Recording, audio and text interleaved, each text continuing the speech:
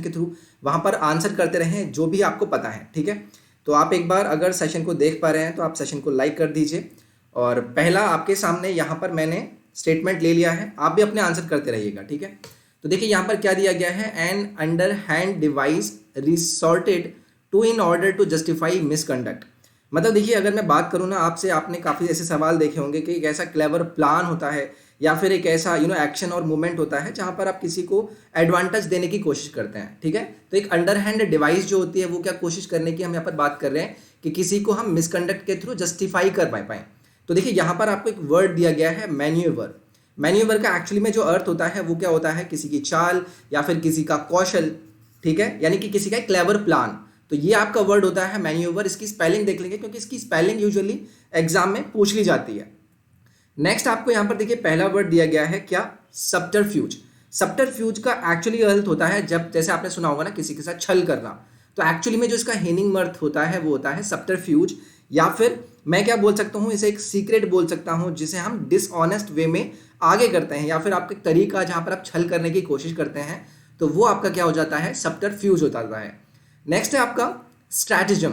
स्ट्रैटेजम का एक्चुअली अर्थ होता है, जैसे आप किसी को चकमा देखते हैं ना, चकमा देने वाला जो फॉर्म होता है उसे हम स्ट्रैटेजम बोलते हैं। किसी को चकमा देना, किसी के साथ चाल खेलना, किसी को धोखा दे देना, उसे हम बोलते हैं स्ट्रैटेजम।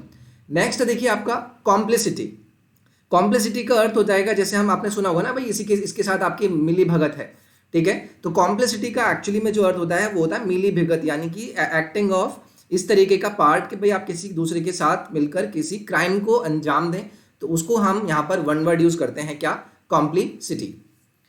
नेक्स्ट है आपको यहाँ पर दिया गया है इम्पॉसिबल टू बी डिस्क्राइब। तो देखिए अगर आप किसी चीज़ को डिस्क्राइब नहीं कर पाएंगे, something which is impossible to describe, उसके लिए आप क्या वर्ड यूज करेंगे, वो होगा आपका इनएफेबल। इनएफेबल का अगर मैं हिंदी के लिए बताऊं, ये होता है आपका अकथनीय। मतलब आप इसको लेके कथन ही दे पाएंगे, बता ही नहीं पाएंगे कि भाई मैं कैसे बताऊं, ठीक है। आपने देखा होगा कि यार मैं कैसे ही बताऊं तुम्हें, something which is too great या फिर it is beautiful to describe in words, उसे आप बोल देंगे इनएफेबल।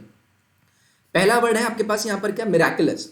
मिराकुलस हो जाता है जो कि बहुत ज़्यादा चमत्कारी होती है, यानी कि something which is like a miracle, completely unexpected and very lucky, ठीक है, एक्स्ट्रा ऑर्डिनरी, फिनोमिनल, वो आपका क्या हो जाता है, मिराकुलस हो जाता है।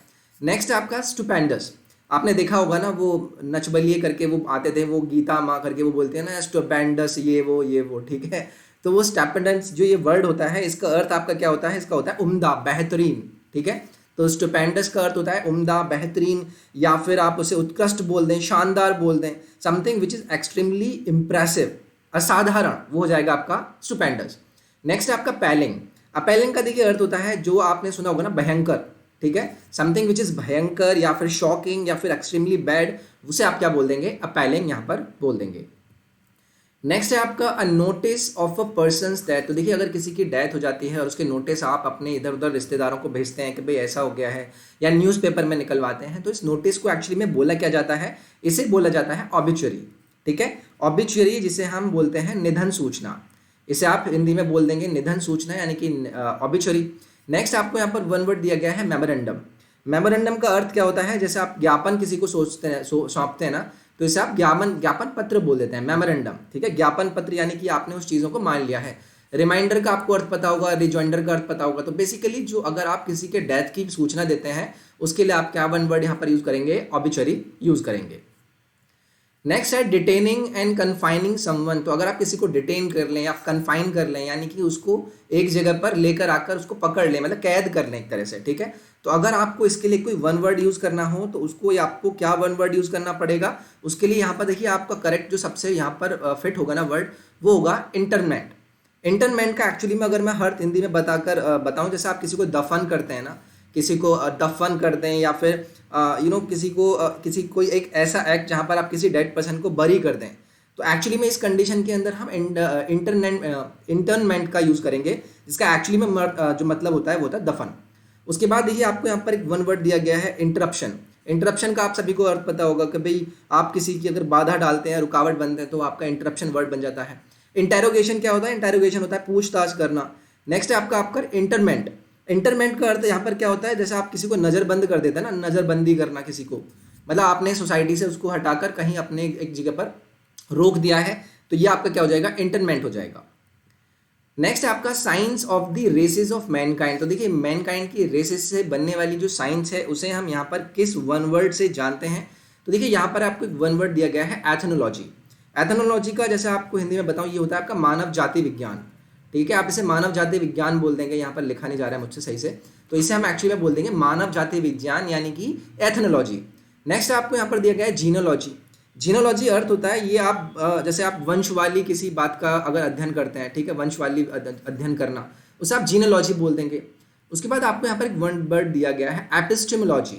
एपिस्टेमोलॉजी का अर्थ होता है जैसे आप सच्चा ज्ञान कोई पाते हैं ना कहीं से, कि you know the part of philosophy जो कि कोई बहुत बड़ी नॉलेज देता है, सच्चा ज्ञान मिल गया है, तो उसकी स्टडी के लिए आप बोलते हैं एपिस्टेमोलॉजी। नेक्स्ट आपका सोशियोलॉजी। सोशियोलॉजी ये क्या हो जाएगा आपका, ये समाज विज्ञान होता है, इसके बारे में सभी को पता होगा। सोशियोलॉजी हो जाएगा आपका समाज विज्ञान। नेक्स्ट है आपका one who hides away on a ship to obtain a free passage. तो देखिए शिप पर जाकर छुप जाना ताकि उसको जाने के लिए एक फ्री पैसेज मिल जाए, ऐसी हरकत को हम क्या बोलते हैं, ये बोला जाता है स्टोवे। स्टोवे स्टोवे का अगर मैं हिंदी में आपको बताने की बात करूँ ना, जो लोग छिपकर जो यात्रा करते हैं बेसिकली उनको हम स्टोवे बोल देते हैं, कि ऐसा व्यक्ति जो कि फ्री पैसेज के लिए किसी शिप पर छिपता है या कहीं पर जाना चाहता है, तो ऐसी यात्रा को पाने वाले व्यक्ति को आप स्टोवे बोल देते हैं। पहला यहाँ पर ऑप्शन दिया गया है आपको कंपोजिटर। कंपोजिटर देखिए ये होता है अक्षर संयोजक, इसे हिंदी में बोलते हैं हम अक्षर संयोजक। यानी कि अक्षर संयोजक यानी कि a person who arranges text on a page before printing. तो आपने देखा होगा ना कि भाई इसका कंपोजिशन किसने किया है, हु कंपोजिट दिस फाइल या फिर बुक, तो वो हो जाते हैं जो लोग प्रिंट करने से पहले इस बुक का एकदम वर्ड टू वर्ड इन्हें कोशिश करते हैं कि सारी चीज़ें ठीक है नहीं है। नेक्स्ट आपका स्टोकर। स्टोकर ये क्या होता है, जो कोयला होता है ना, कोयला झोंकने वाले जो व्यक्ति होते हैं, एक ऐसा व्यक्ति whose job is to add coal या फिर add fuel to a fire, तो उसको हम स्टोकर बोल देते हैं। नेक्स्ट आपका शिप राइट। शिप राइट देखिए वो होता है जो जहाज बनाने वाले होते हैं ना, जहाज बनाने वाले को हम बोल देते हैं शिप राइट। लेकिन यहाँ पर मैंने बात करी थी फ्री पैसेज यानी कि चोरी चुपके शिप पर अपना छुपकर निकलने वाले व्यक्ति को आप क्या बोल देंगे, स्टोवे बोल देंगे। नेक्स्ट है आपका clue available at a scene. तो देखिए किसी भी सीन जहाँ पर भी कोई अपराध हुआ है या जो भी चीज़ है वहाँ पर जो क्लू मिलते हैं उनको हम क्या बोलते हैं, ये अगर यहाँ पर पूछा जाए तो देखिए इनके लिए आपको यहाँ पर वन वर्ड दिया गया है सर्कमस्टेंशियल। आपने देखा होगा ना कि भाई सर्कमस्टेंशियल एविडेंस के आधार पर हम इसे इतने की सज़ा सुनाते हैं। मतलब जो क्लू मिले सीन पर जो हमें क्या मिले, इन हिंदी में क्या बोलते हैं, सर्कमस्टेंशियल यानी कि जो आपके संयोगवश वाली चीज़ें होती हैं, जो आपको सबूत मिले वहाँ पर उनके आधार पर। तो यहाँ पर सर्कमस्टेंशियल यानी कि जो क्लूज मिलते हैं सीन पर उसे आप सर्कमस्टेंशियल बोल देते हैं। नेक्स्ट है आपका डेरिवेटिव। डेरिवेटिव का अर्थ देखिए अगर मैं हिंदी में आपको बताने की कोशिश करूँ, ये होता है आपका आप कॉपी करते हैं something, you are copying from someone something else, या फिर you are not having a new or original ideas, तो उसे हम डेरिवेटिव बोल देते हैं। यानी कि ए चीज़ थी, ए से आपने कोई चीज़ निकाली बाहर, वो आपने उसका बी रूप बना दिया, मतलब वो आपने ए से निकाली है, मतलब ये ओरिजिनल नहीं है, बी ओरिजिनल नहीं है, ए ओरिजिनल था, तो बी इसका क्या हो जाएगा, डेरिवेटिव हो जाएगा कि आपने उसे ए से निकाला है। नेक्स्ट है आपका इनफरेंशियल। इनफरेंशियल का अगर मैं यहाँ पर आपको अर्थ बताऊँ, इनफरेंशियल का अर्थ होता है something which is relating to the nature या फिर नेचर ऑफ इन्फ्रेंस। मतलब आप आनुमानिक बात करते हैं, आप इन्फर करते हैं, आप थोड़ा सा आइडिया लगाते हैं, तो वो हो जाता है आपका इनफरेंशियल। नेक्स्ट आपका सजेस्टिव। सजेस्टिव का अर्थ क्या हो जाता है, समथिंग विच इज सांकेतिक। ठीक है, जहाँ सर आपको थोड़ा सा आइडिया मिलता है, आपको थोड़े से संकेत मिलते हैं, something which is reminding you, something which is making you think, वो आपके लिए क्या हो जाता है, सजेस्टिव यहाँ पर हो जाता है। अगर आपको सेशन पसंद आ रहा है तो आपको क्या करना है, आपको सेशन पर लाइक करना है। अगर प्लेलिस्ट आपको इसकी प्रॉपरली चाहिए तो EDU24 आप यूट्यूब पर सर्च करेंगे, चैनल है, मैंने वहाँ पर प्रॉपरली SP बख्शी और किरण पब्लिकेशन का आपका मैंने जो एरर डिटेक्शन है वो सारी चीज़ें मैंने वहाँ पर प्लेलिस्ट के फॉर्म में ली हुई हैं। EDU24 आप वहाँ पर जाकर नोट कर सकते हैं। नेक्स्ट है आपका an unexpected piece of good fortune. तो देखिए अगर आप गुड फॉर्च्यून की बात करते हैं, उससे निकलने वाले एक अनएक्सपेक्टेड पीस की अगर मैं आपसे बात करूं तो उसको आप क्या बोलेंगे, ठीक है, इसको आप बोलेंगे विंडफॉल। विंडफॉल का अगर मैं हिंदी में आपको मतलब बताने की बात करूं ना, कि जो आप अप्रत्याशित जो आपको लाभ मिल जाता है, मतलब अचानक से जो आपके सामने बेनिफिट्स आ जाते हैं, उसे हम बोलते हैं विंडफॉल। ठीक है, यानी कि एक अमाउंट ऑफ मनी जो कि बहुत ही अनएक्सपेक्टेड वे में आपको मिल जाता है, ठीक है, उसे हम विंडफॉल बोल देते हैं। नेक्स्ट आपको यहाँ पर वन वर्ड दिया गया है फिलेंथ्रोपी। तो फिलेंथ्रोपी आप सभी को पता होगा, फिलेंथ्रोपी का अर्थ क्या होता है, जो लोग मानव से प्रेम करते हैं। ठीक है, जो लोग मानव से प्रेम करते हैं उन्हें हम मानव प्रेमी यानी कि फिलेंथ्रोपी बोल देते हैं। नेक्स्ट आपका बेनेवोलेंस। बेनेवोलेंस का अगर हिंदी में अर्थ बताऊँ, ये आपका मतलब भलाई होती है एक्चुअली में। ठीक है, भलाई करना किसी के लिए, या फिर an inclination to do kind या फिर चैरिटेबल एक्ट, उसे आप बोल देंगे बेनेवोलेंस। नेक्स्ट आपका टर्नस्टाइल। टर्नस्टाइल का देखिए आप, अगर मैं यहाँ पर बताऊँ ना, एक गेट होता है जो कि किसी पब्लिक बिल्डिंग के एंट्रेंस पर लगा होता है, उसे हम क्या बोल देते हैं, टर्नस्टाइल बोल देते हैं। देखा होगा ना आपने, वो इस तरीके की रॉड्स लगी होती हैं, यहाँ से निकलता है फिर यहाँ से निकलता है, तो उस तरीके के वैल्यू को आप टर्नस्टाइल बोलते हैं। नेक्स्ट है आपका an emolument over and above fixed income and salary. तो देखिए अगर आपकी इनकम में फिक्स है या फिर सैलरी फिक्स है, तो उसके ऊपर अगर आपको कुछ एक्स्ट्रा मिलता है तो उसे आप क्या बोलते हैं, उसको आप क्या बोलते हैं, ये मैंने यहाँ पर आपसे पूछा है। तो देखिए यहाँ पर आपको एक वर्ड दिया गया है परक्विजिट। परक्विजिट का अर्थ होता है हिंदी में अनुलाभ। मतलब जो आपकी सैलरी है उसके ऊपर आपको बोनस टाइप का कुछ मिल जाए तो उसे आप अनुलाभ बोलते हैं, यानी कि परक्विजिट बोलते हैं। तो ये आपका यहाँ पर हो जाएगा वन वर्ड करेक्ट। उसके बाद देखिए यहाँ पर आपको एक वर्ड दिया गया है ऑनरेरियम। ऑनरेरियम का अर्थ होता है जो आप मानदेय की बात करते हैं ना, अ payment made for somebody's professional service. आप किसी की प्रोफेशनल सर्विस ले रहे हैं, आप किसी से फायदा उठा रहे हैं, तो उसको जो आप पेमेंट करेंगे वो हो जाएगा आपका ऑनरेरियम पे। ठीक है, नेक्स्ट आपका सिनक्योर।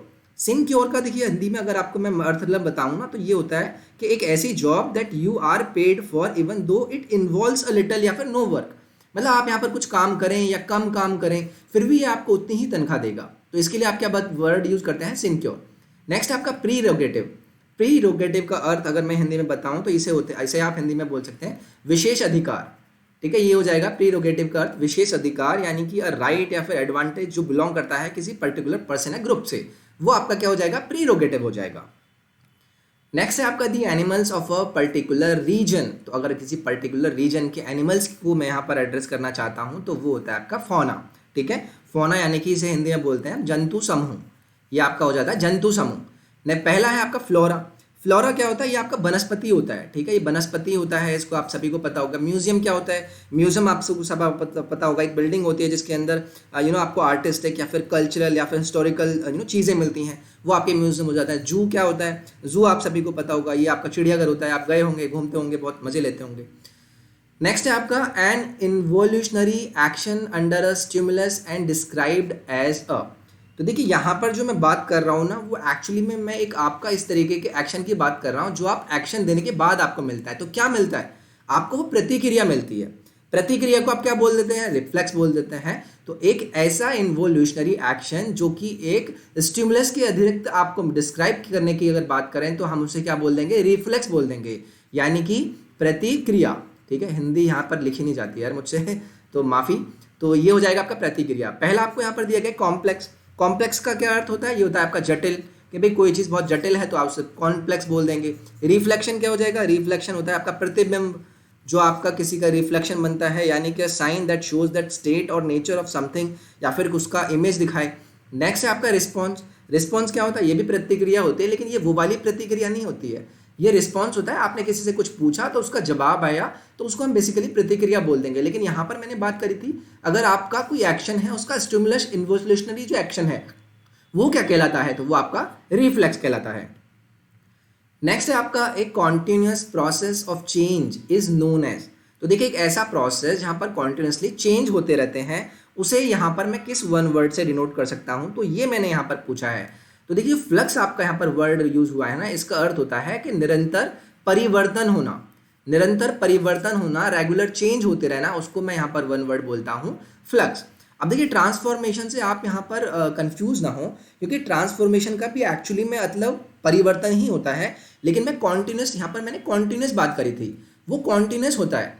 लेकिन ट्रांसफॉर्मेशन में आप मतलब आज इस तरीके के हैं, कल आपने ट्रांसफॉर्मेशन करके आप एकदम जीरो साइड्स हो गए, तो वो ट्रांसफॉर्मेशन अलग होता है, वो कॉन्टिन्यूस नहीं होता है। वो आपका कैसे भी हो सकता है, आपको 1 साल लगे, 2 साल लगे, या फिर आप कभी हल्का फुल्का ऊपर नीचे होते रहे, तो वो ट्रांसफॉर्मेशन होता है। फ्लक्स जबकि क्या होता है, निरंतर ग्रेजुअली चलता रहता है। नेक्स्ट है आपका मेटामॉर्फिस। मेटामॉर्फिस का अर्थ होता है, इसे भी हम बदलाव ही बोलते हैं एक्चुअली में। ठीक है, लेकिन ये बदलाव क्या होता है, इस तरीके का प्रोसेस होता है जिसके अंदर कोई भी चीज़ इस तरीके से चेंज करती है कि वो कुछ और बन जाती है।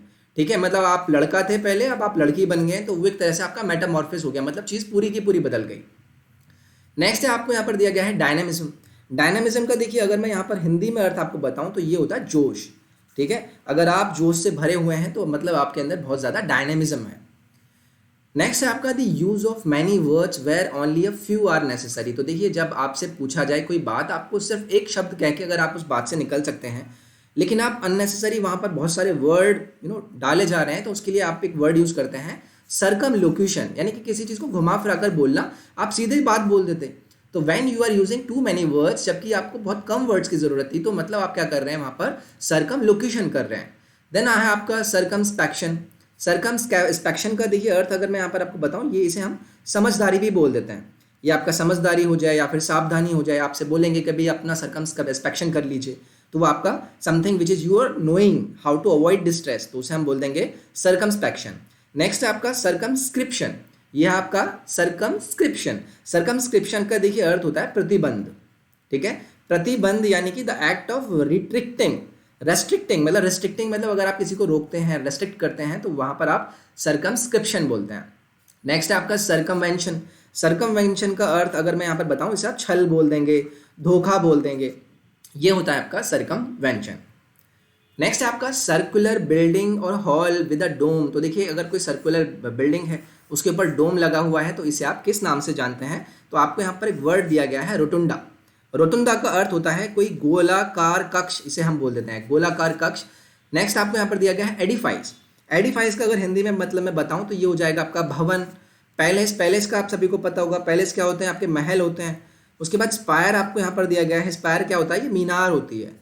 तो आप सभी को चारों वर्ड यहाँ पर पता चल गए। मैंने क्या बात करी थी? सर्कुलर बिल्डिंग जिसके ऊपर डोम लगा हो, तो इसे आप क्या बोल देंगे? रोटुंडा बोल देंगे, यानी कि गोलाकार कक्ष। नेक्स्ट है आपका the one who is a citizen not of a country but of the whole world. तो एक ऐसा व्यक्ति जो पूरे संसार का एक नागरिक है, उसे आप किस नाम से जान देंगे? तो वो हो जाता है आपका कॉस्मोपॉलिटन। कॉस्मोपॉलिटन यानी कि जिसे आप किस और तरीके से जान सकते हैं, जो कि समस्त संसार का है, मतलब पूरे संसार में व्याप्त है। नेक्स्ट है आपका बोहेमिया।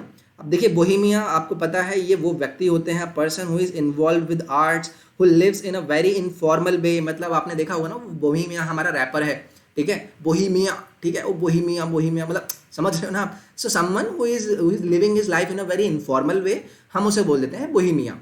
नेक्स्ट है आपका फिलेंथ्रोपिस्ट। ये कितने बार ये वर्ड आ गया है। फिलेंथ्रोपिस्ट होते हैं जो कि परोपकारी होते हैं। नेक्स्ट है आपका इंटरनेशनलिस्ट। इंटरनेशनलिस्ट हो जाएंगे जो अंतर्राष्ट्रीयवादी हो, एक ऐसा व्यक्ति, a person who believes that country should work together in a friendly way, उसे हम क्या बोल देते हैं? उसे हम बोल देते हैं इंटरनेशनलिस्ट। तो देखिए ये मैंने आपके साथ यहाँ पर सेशन डिस्कस किया, आप सभी को कैसा लगा?